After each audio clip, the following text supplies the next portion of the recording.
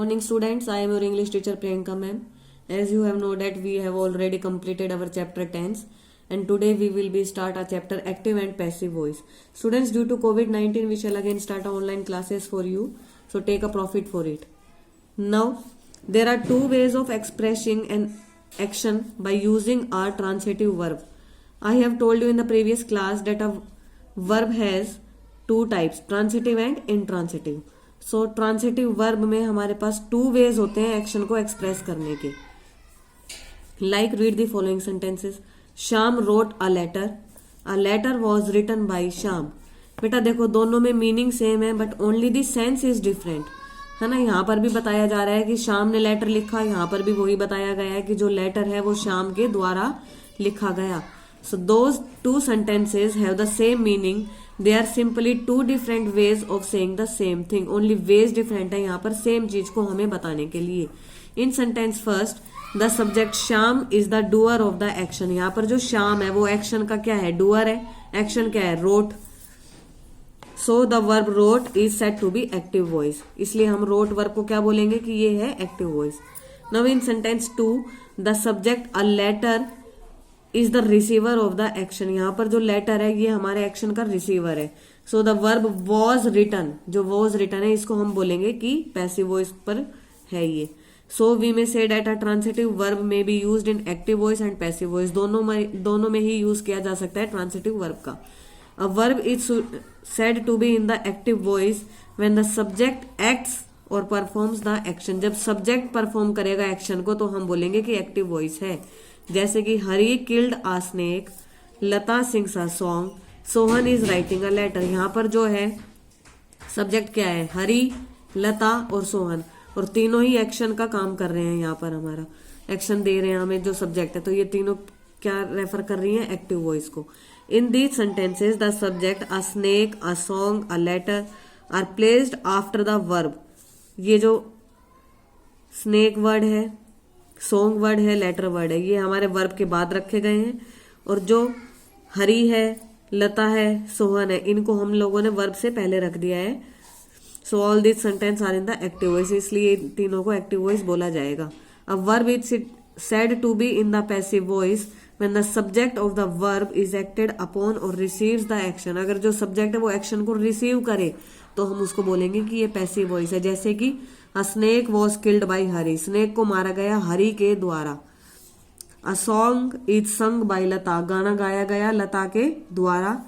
इस सेंटेंस में बोला गया है कि जो लेटर है वो सोहन के द्वारा लिखा गया. तो इन तीनों ही सेंटेंस में, in the sentence the subject snake, song और letter receives the action. Action को रिसीव किया गया है, इसलिए ये तीनों किसको रेफर करेंगे, पैसिव वॉइस को. Now students, there are some rules to change a active voice into passive voice. First rule is when a verb is changed from active to passive voice, the object of the action, active verb, becomes the subject and the subject of the active voice became the object. Like Shyam wrote a letter. Here Shyam is a subject, letter is a object. But when we change into passive voice, a letter was written by Shyam. Letter becomes an subject and Shyam becomes an object. So in all active and passive voice, subject becomes the object and object becomes the subject. Now pronouns are also changed as under. If I is in subject, then it change into me in object. We change into us. You remain same. He change into him. She changes into her. It also remains same. It change into it. And they change into them. Now we shall read about the tenses. If active voice refers to simple present tense, then beta in passive voice it change into present continuous, but the verbs in all the tenses becomes the third form of the verb when we change the active voice into passive voice. Like he teaches me. अगर हम इसकी देखो Hindi translate करें तो होती है वह मुझे पढ़ाता है. अब मैंने आपको टेंस करवाते टाइम बताया था ता, ते एंड ती refers to the present indefinite tense. So all these are the examples of present indefinite tense. जब हमने इसको बदला पैसिव वॉइस में तो हम क्या बताया था, ऑब्जेक्ट सब्जेक्ट बनेगा. तो मी को जब हम सब्जेक्ट बनाएंगे तो क्या हो जाएगा, me change into I. So I. Now select the helping verbs. Is, am, are. M is used with I, so I am. Third form of teach is taught by him. So it is there is a formula of changing the active voice into passive voice. In the simple present tense is am, are the helping verbs. Then we shall take a third form of the verb and then by. See the next example. She respects us. Us change into we. So we are respected by. She change into her. He sells radios. वह radio बेचता है. Here again, radios became the subject. So radios are plural. So are is used. Radios are sold by him. They like you. You remain same. You are liked by them. We admire him. Him change into he. So he is admired by us. She manages the house. The house becomes the subject. The house is managed by her. They do not grow rice. Rice is not grown by them. It changes into passive voice. What do you want? So, what is wanted by you? What and why remain same. Then we can take a helping verbs like is, am, are, and then third form of the verb and by. So, what is wanted by you? If you change the why do you tell a lie, it remains passive voice is why is a lie told by you. Now I seldom keep him waiting. He is seldom kept waiting by me. All these are the examples of the simple present tense to change the active into passive voice. Now students, there is a homework for you. You have to, first of all, you have to make 5 sentences in present indefinite tense in active voice. Then you shall convert into passive voice. It is your homework and you can send your homework at my contact number also, at the WhatsApp number. Okay students, good evening. Take care.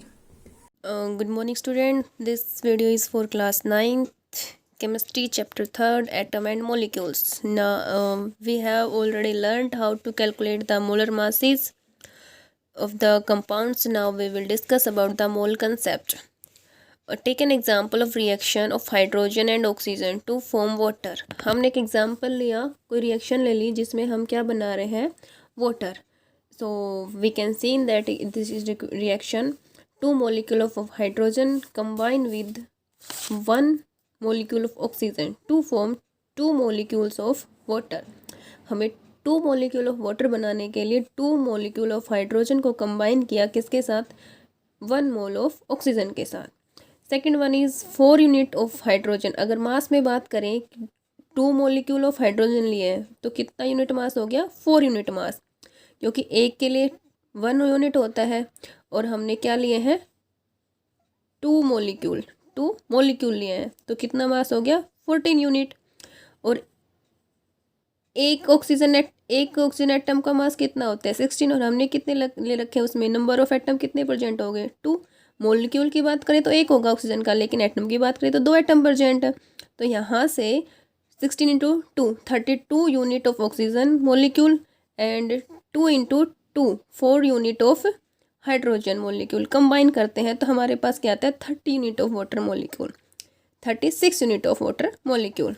So from here we understood that we can infer from the equation. इस इक्वेशन से हम पता लगा सकते हैं quantity of a substance can be characterised by its mass और the number of molecule. कि किसी भी सब्सटेंस की क्वांटिटी को हम मास और उसके नंबर ऑफ मोलिक्यूल दोनों से डिफाइन कर सकते हैं. जैसे हमने फर्स्ट इक्वेशन में क्या किया, फर्स्ट पॉइंट में हमने बता दिया कि 2 मोलिक्यूल हाइड्रोजन के लिए और 1 मोलिक्यूल किसका लिया, ऑक्सीजन का. इसी चीज़ को हमने सेकेंड पॉइंट में क्या बताया, मास के द्वारा बताया. तो हम किसी भी इक्वेशन को आइडेंटिफाई कर सकते हैं उसके मास और नंबर ऑफ मोलिक्यूल से. But a chemical reaction equations indicate directly the number of atom और molecule taking part in the reaction. लेकिन हम केमिकल रिएक्शन की बात करें तो हम सीधे किससे बताते हैं, नंबर ऑफ एटम और मोलिक्यूल उस रिएक्शन में जो पार्ट ले रहे हैं, उस रिएक्शन में जो नंबर ऑफ एटम और मोलिक्यूल प्रेजेंट है उसके थ्रू बताएंगे. Therefore, it is more convenient to refer the quantity of substance in term of number of its molecule और atom. इसलिए किसी भी सब्सटेंस को उसमें कितने नंबर ऑफ एटम प्रेजेंट है, कितने नंबर ऑफ मोलिक्यूल प्रेजेंट है, इस चीज़ को बताना ज़्यादा इजी रहता है instead of their masses. So a new unit mole introduce, इसके लिए फिर हमने क्या यूनिट यूज़ किया, क्या यूनिट इंट्रोड्यूस की गई, मोल। 1 mole of any species or atom, molecule, ion or particle is that quantity in number having a mass equal to its atomic or molecular mass in gram. So 1 mole किसके equal होगा, 1 mole of any species कि उसमें कितने number of molecule present है, कितने ion present है, कितने particles present है. So the number of particle present in 1 mole of any substance is fixed. So उसके बाद हम पढ़ेंगे कि नंबर ऑफ पार्टिकल कि किसी भी मतलब एटम है या कोई भी मॉलिक्यूल है उसमें या फिर कोई आयन है उसमें नंबर ऑफ पार्टिकल जो होंगे वो फिक्स होंगे. कितने होंगे, 1 मोल हमेशा किसके इक्वल होगा, 6.022 × 10⁻23. So we can say that 1 mole is equal to, यानी एक मोल में कितने नंबर ऑफ एटम प्रेजेंट होंगे, 6.022 यूनिट इंटू 10⁻23. कितने नंबर ऑफ मोलिक्यूल प्रेजेंट होंगे एक मोल में, 6.022 × 10⁻23. This is the fix value.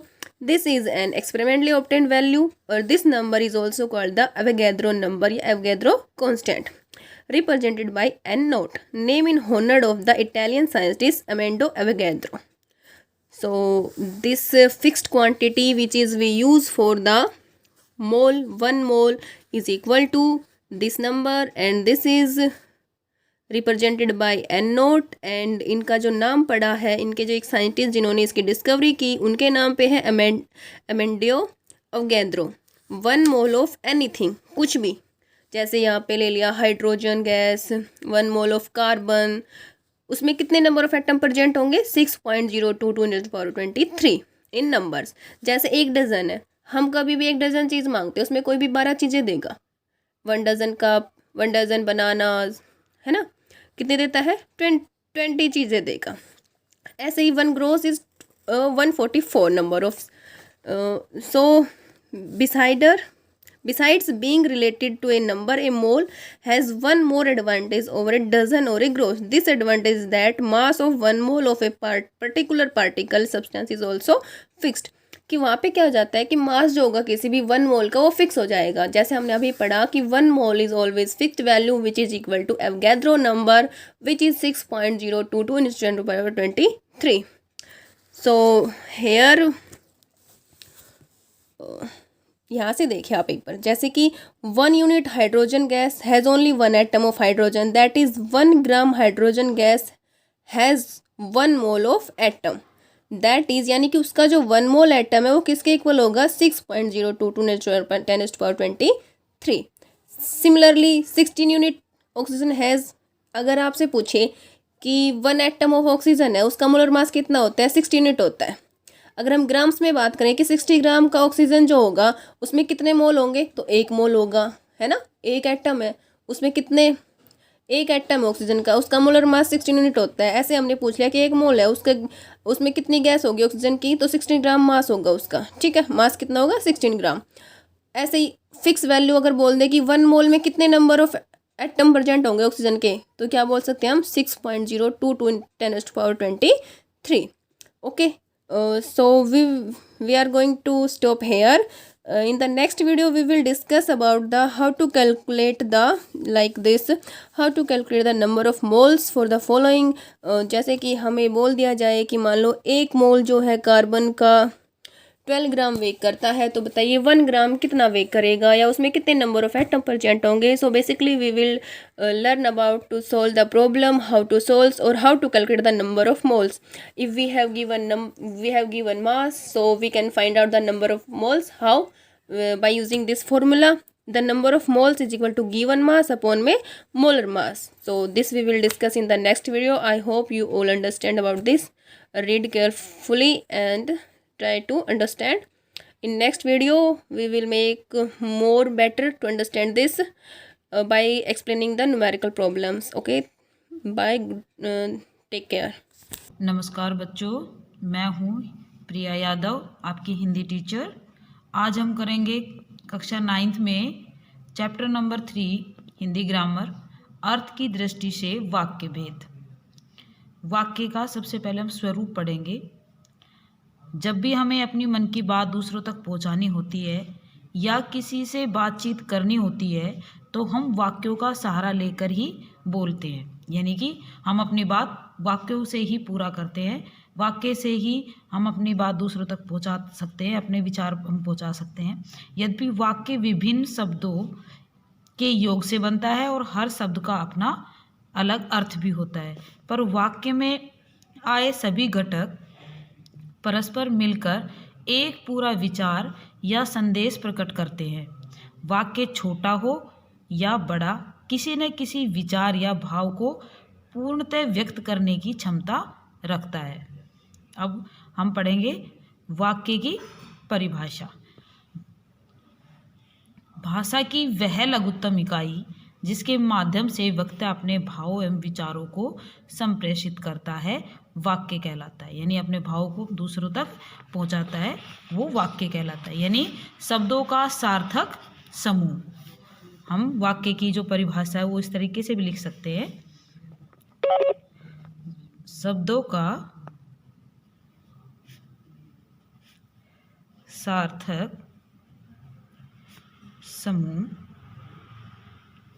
वाक्य कहलाता है।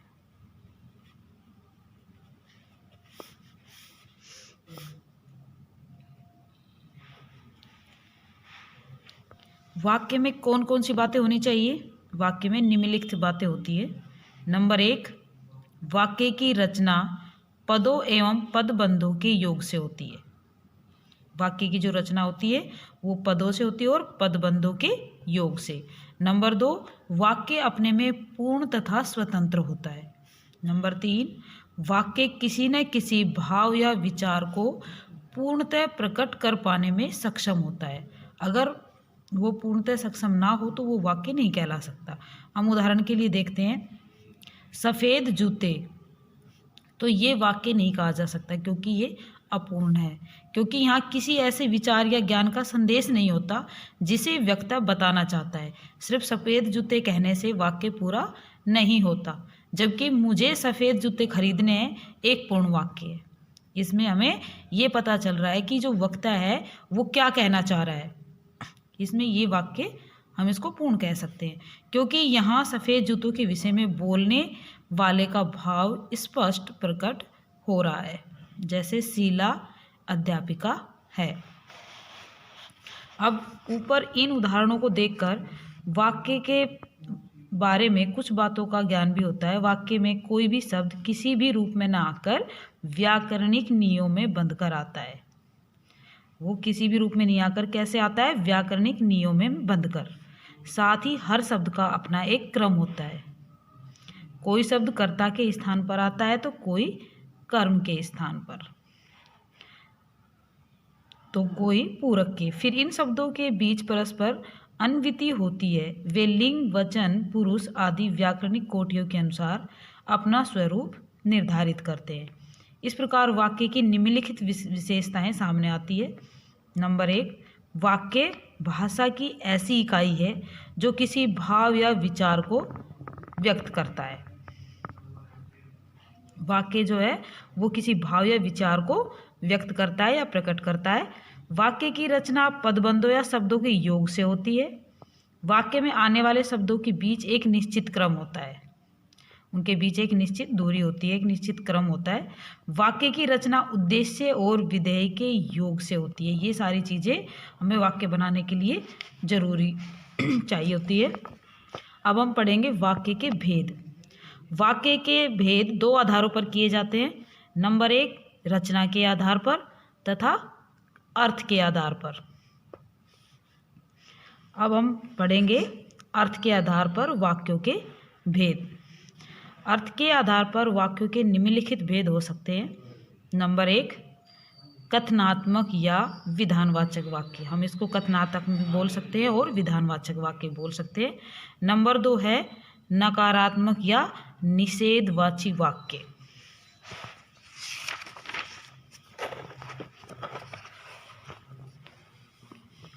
तीसरा है आज्ञार्थक या विधिवाचक वाक्य। हम इसको आज्ञार्थक भी बोल सकते हैं और विधिवाचक वाक्य बोल सकते हैं।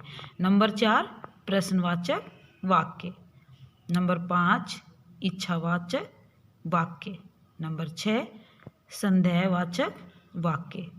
नंबर 7 विस्मयादिबोधक या मनोवैज्ञात्मक वाक्य। हम विस्मयादिबोधक भी बोलेंगे या फिर हम उसको मनोवैज्ञात्मक वाक्य भी बोल सकते हैं। नंबर 8 है संकेतवाचक वाक्य। Good morning, 9th class. So, from today onwards, we start our online classes again. So, in this video, revise our chapter number 12, that is in your exam syllabus. So, in chapter 12, we have Heron's formula, and that is related to calculate the area of triangle. Already we have known a formula of area of triangle, that is 1/2 base multiplied by the height. If we haven't know about the height or base, and we know also we only know about the three sides of a triangle, then how to calculate the area of a triangle? So here we use Heron's formula. So first of all, in Heron's formula we have S symbol, and that denotes for semi perimeter. Semi means होता है half. So semi perimeter, that means perimeter का half. So S will be equals to A plus B plus C upon में 2. Here A, B and C are the three sides of a triangle, and sum of all side of a triangle is perimeter, and upon 2, that means semi perimeter, half of the perimeter. Now Heron's formula is for calculating the area of triangle, and that is root of S multiply S minus A multiply S minus B and multiply with S minus C. So let's start with question number first. Find the area of a triangle whose sides are. Here we have three sides of a triangle, and we have to calculate the area of triangle by using Heron's formula. So A is equals to 15 meter here, B equals to 11 meter here, and C equals to 6 meter. So S will be equals to A plus B plus C upon 2, and that will be equals to 15 plus 11 plus 6 upon 2 implies 11 plus 6 17, 17 plus 15 is 32 upon में 2, that will be equals to 16 meter. ठीक है. So here we calculated our S semi perimeter. Now we have to calculate S minus A, S minus B and S minus C. S here is 16 minus A here is 15. Now 16 minus 11 and 16 minus 6. 16 minus 15 is 1 meter. This will be equals to 5 meter, and this will be equals to 10 meter. Now area of triangle. First of all, we have to write the formula here. S minus A, S minus B and S minus C. So S is 16 multiply with, because bracket means multiplication, S minus A is 1, S minus B is 5 and S minus C is 10. Now we have to make the factors of 16. So 16 के factors क्या होंगे? We have to take the LCM. 16 to 8, then 2, 4, 2, 2 and 2, 1. So 2 multiply with 2 multiply 2 and multiply with 2. 1 5 के कोई factor नहीं होते, and 10 के factors हो जाएंगे 2 multiply with 5. Now we have to make the pairs of 2 and write the pair as one number, 2, 2 and 5. Okay, so this pair will be written as 1 outside the root sign. This pair is also written as 1 time, and this pair is written as 1 time, and we have left with in the under root is 2, that is single.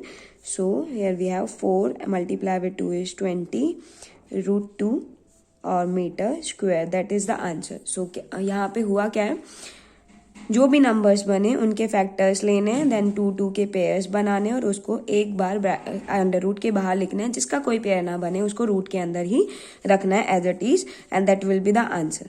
Okay. Now next question is, the side of a triangle are in the ratio. Here we have the sides of a triangle are in ratio, and its perimeter is this.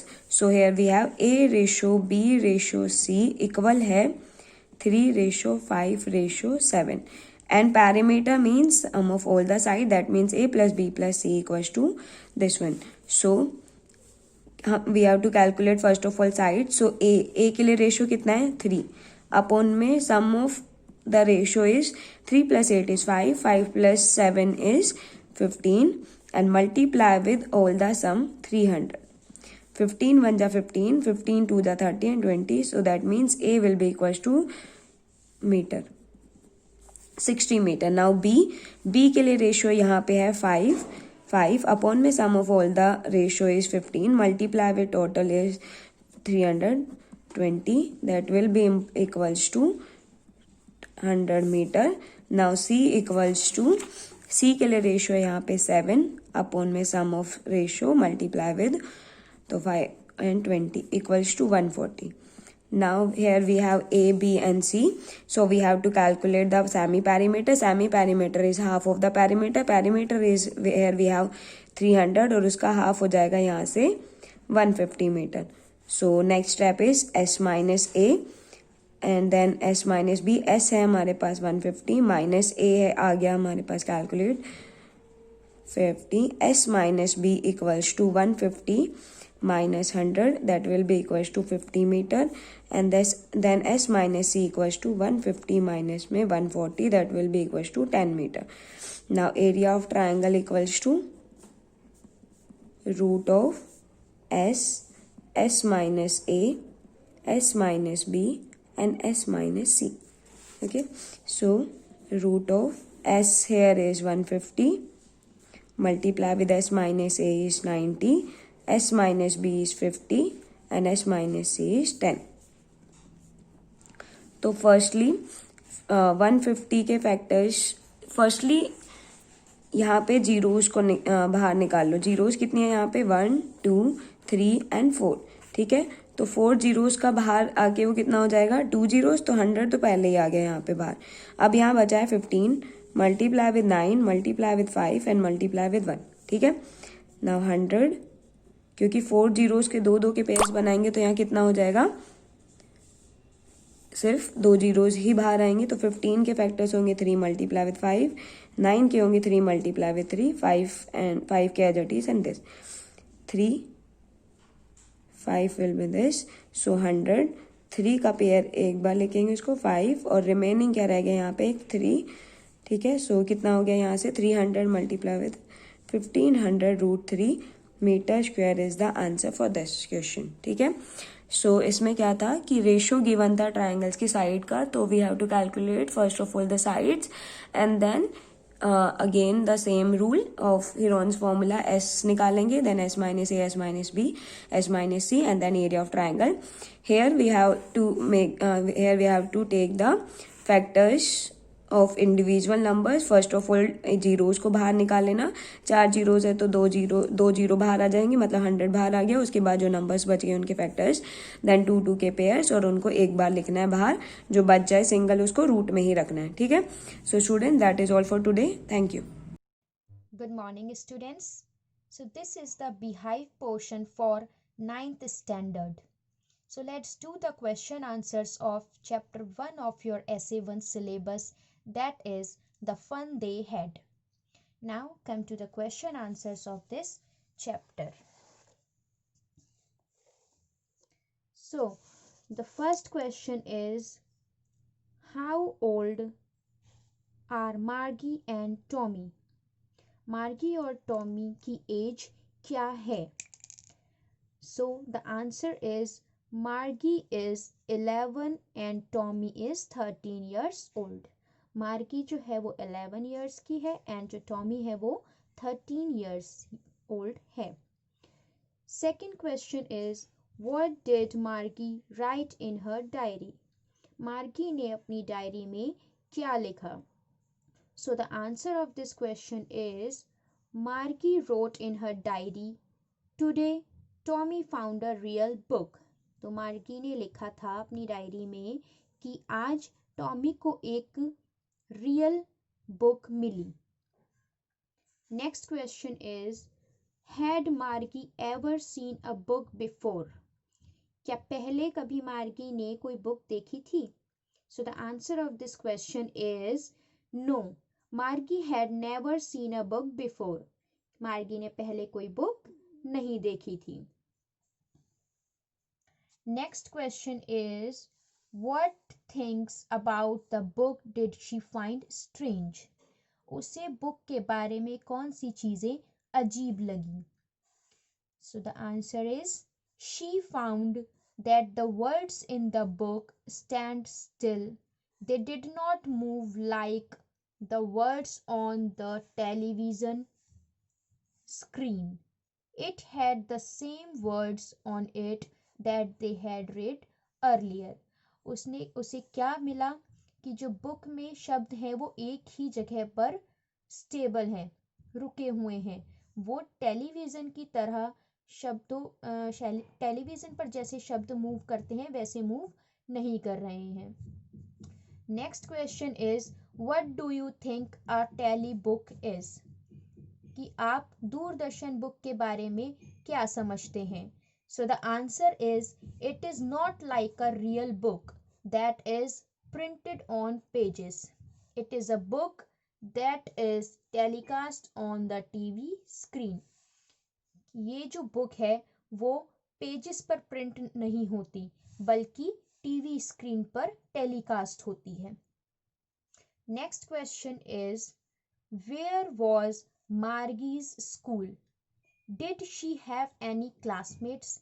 मार्गी का school कहाँ था? क्या उसके कोई classmates थे? Answer is, Margie's school was in her house. Her school room was in the room next to her bedroom. She had no classmate. तो मार्गी का स्कूल कहाँ पर था? उसके घर में था. उसका स्कूल रूम जो था वो उसके स्लीपिंग रूम, उसके बेडरूम के नेक्स्ट रूम में था और उसका कोई क्लासमेट नहीं था. And the last question of your textual exercise is, which is in the syllabus of your essay 1 examination, what subjects did Margie and Tommy learn? Margie और Tommy कौन से subjects पढ़ते थे? So the answer is, Margie learned geography and mathematics. Margie geography और maths पढ़ती थी, जबकि while Tommy learned history subject, जबकि Tommy जो है वो हिस्ट्री सब्जेक्ट पढ़ता था. So students, please see the videos and learn your syllabus for essay 1 examinations. Thank you, students.